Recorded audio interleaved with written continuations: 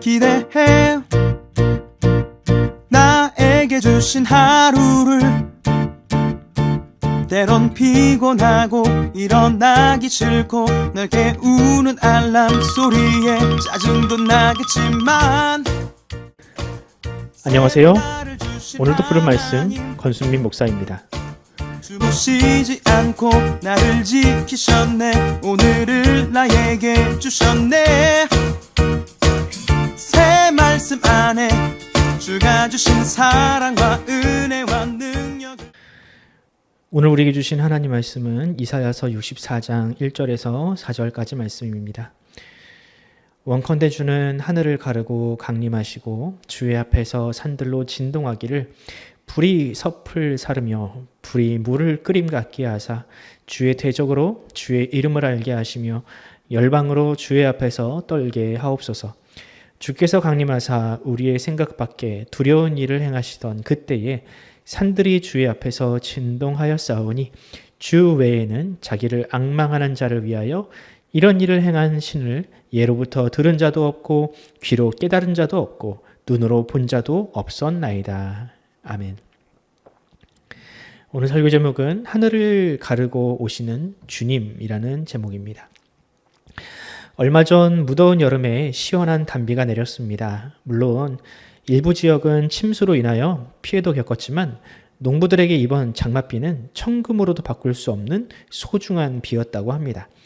특히 남부 지역은 최근 비가 내리지 않아 식수 등 생활용수까지 부족했는데 이번 장마로 모두 해갈이 되었다고 합니다. 참으로 다행이 아닐 수 없습니다. 그런데 지금 우리나라뿐만 아니라 전 세계가 비슷한 처지라고 합니다. 특히 유럽은 500년 만의 가뭄으로 인하여 고통을 겪고 있다고 합니다.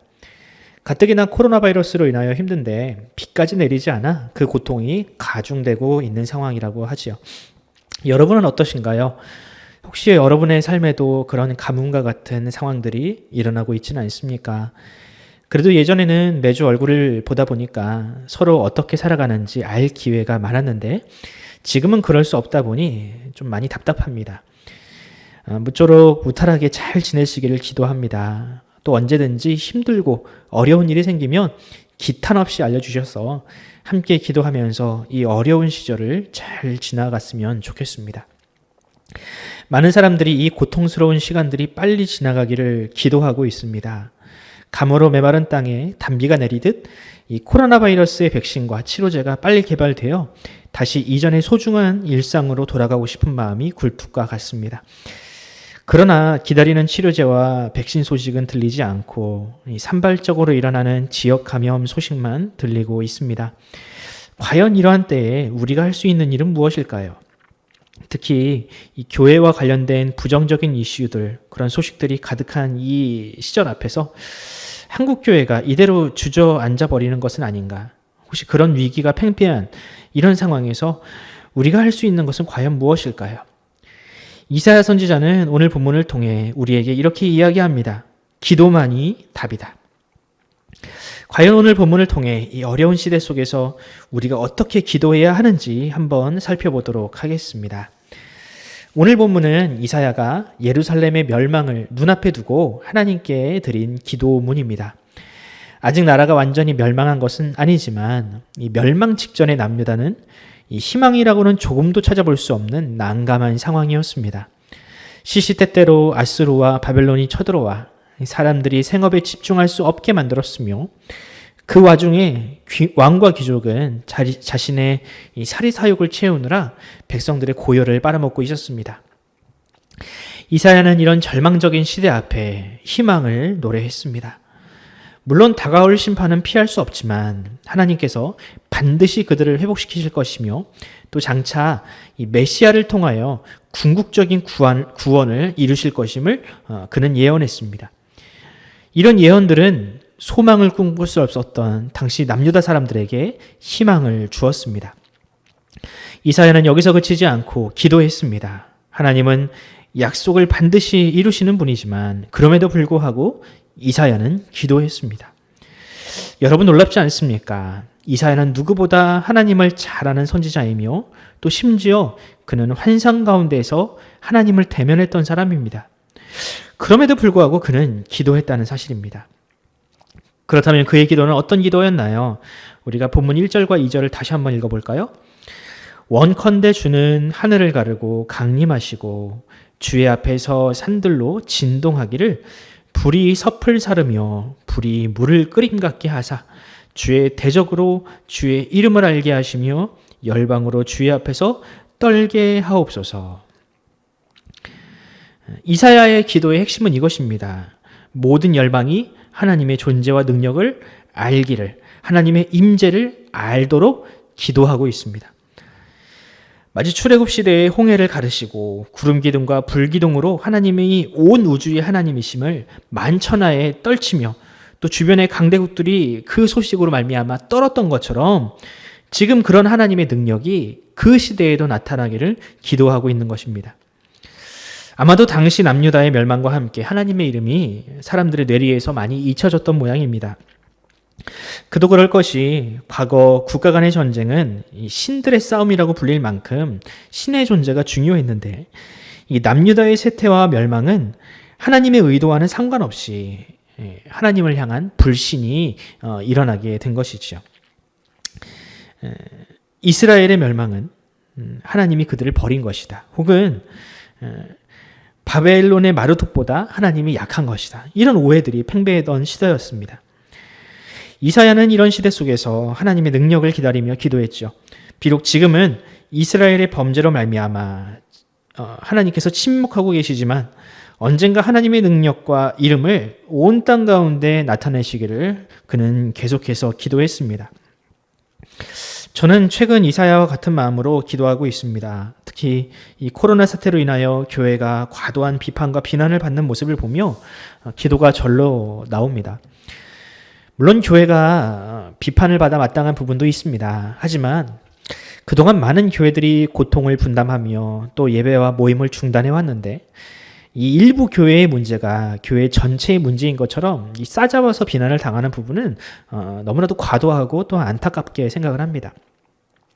그렇다고 교회가 왜 우리만 가지고 뭐라고 하느냐, 너희들도 출근하지 말아라, 막 이런 식으로 싸울 수는 없죠. 저는 이런 때일수록 우리가 하나님 앞에 기도해야 할 때라고 생각을 합니다. 마치 이사야가 그 절박한 상황에서 하나님의 기적과 같은 능력을 간구한 것처럼 하나님이 이 시대 가운데에도 마찬가지로 그런 능력을 나타내 주시기를 우리는 기도해야 합니다. 하나님은 이사야의 기도에 응답을 하셨습니까? 네. 하나님은 남유다의 회복을 통하여 그 이사야의 기도를 응답하셨습니다. 유대인들은 포로에 불과한 신분이었지만 그 중에서도 느헤미야나 다니엘 그리고 에스더와 같이 높은 위치에 오르는 그런 존귀한 사람들이 그 가운데 일어났습니다. 또 고레스와 같은 이방인의 왕을 통하여 그가 하나님을 알게 하였으며 또 유대인들을 포로에서 해방케 하는 그런 계기를 하나님께서는 마련해 주셨던 것이죠. 저는 이 위험한 시대 속에서 하나님의 임재와 능력이 마치 그런 방식으로 드러나기를 바랍니다. 하나님의 지혜가 느헤미야나 에스더 또 에스라 이런 사람들을 통하여 나타났듯이 이 시대에도 이 치료제와 백신이 하나님께서 주시는 지혜로 충만한 사람들로 말미암아 일어나기를, 개발되기를 간구하고 있습니다. 또 고레스로 인하여 유대인들이 하루아침에 포로에서 자유케 되었듯이 이 코로나 사태로부터 우리도 그렇게 하루아침에 자유케 되기를 기도합니다. 과거 사스나 혹은 스페인 독감이 별다른 치료제 없이도 시간이 지나니 완전히 사라졌던 것처럼 마치 그런 방식으로 우리에게 평화가 올 수도 있지 않을까요? 어떤 방식이든 하나님의 능력이 이 땅 가운데 나타나기를 기도하고 있습니다. 저는 무엇보다 하나님의 그 능력이 교회를 통해서 나타나기를 소원합니다. 지금처럼 사람들의 마음이 각박해지고 또 날이 서 있을 때 비록 지금은 교회가 사람들의 분노의 창구가 되고 있지만 우리의 이웃 사랑, 또 오래 참음의 능력, 또 하나님께서 우리에게 주신 사랑의 능력으로 말미암아 이 시대가 다시금 마음이 따뜻한 시대, 사랑이 넘치는 시대가 되기를 간절히 소원합니다. 이번 코로나 바이러스 사태가 전화위복이 되어서 오히려 사람들이 한국교회를 다시 보는, 한국교회야말로 이 시대의 소망이자 참으로 하나님의 능력이구나, 그런 시선이 한국교회에 임하기를 그런 사랑이 한국교회에 나타나기를 간절히 소원합니다. 사랑하는 성도 여러분, 저와 여러분이 바로 이 땅, 바로 이 시대 앞에 하나님께서 임재하시는 얼굴이자 또한 능력임을 우리가 잊지 말았으면 좋겠습니다. 이사야가 기도했던 그 하늘을 가르고 이 땅에 임하신 그 하나님의 임재는 바로 그리스도와 성령을 통하여 구원받은 바로 우리 신자임을 우리 여러분들 잊지 마시기 바랍니다. 우리의 소명을 여러분들 생각하시면서 오늘 하루도 세상을 치유하시는 하나님의 능력이 바로 우리의 능력이 되어서 우리를 만나는 모든 이들이 따뜻함과 사랑을 경험하고 또 이 코로나 사태로 말미암아 경색해진 이 시대 앞에 우리가 이 시대의 등불과 같은 소망이 되어서 이 시대를 치유하는 사역을 하기를 간절히 소원합니다. 기도하겠습니다. 하나님 아버지 감사합니다. 정말로 지금 이 시절과는 비교할 수 없을 만큼 각박했던 그 남유다의 멸망을 눈앞에 두고도 이사야 선지자는 소망을 노래했으며 또한 하나님께 기도했습니다. 주님, 우리가 이 시대 앞에서도 기도할 수 있음을 우리가 감사히 여기고 주님 앞에 간구하는 그런 그리스도인들, 교회가 되게 하여 주시옵소서.